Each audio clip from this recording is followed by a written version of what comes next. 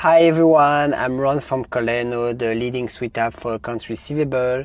Today I will show you how to resolve mismatched dates when closing an accounting period in NetSuite. So let's get started. First thing is to go into Setup, Accounting. Then in the Manage GL section, you click on Manage Accounting Periods.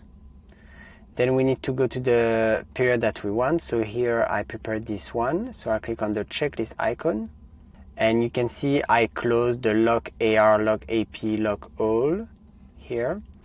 And now I have access to the resolve date period mismatches. So I click on the go to task. And here on the top you have resolve date period mismatch. So first, if you like this video, if you find it helpful, please like it. Second, on this page, if you had date period mismatches, you would see them here. You can select the appropriate period, review the list of transactions, which here for me is empty. And then next to every transaction, you have this edit button where you can click on it and modify the posting period or transaction date and save.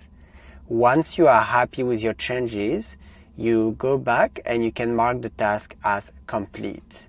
Important, you can mark the task complete even if some mismatched transactions remain. NetSuite logs the date and user when the task is marked complete. Don't forget to subscribe to the newsletter in the comments for more NetSuite tips and tutorials, and see you in the next one.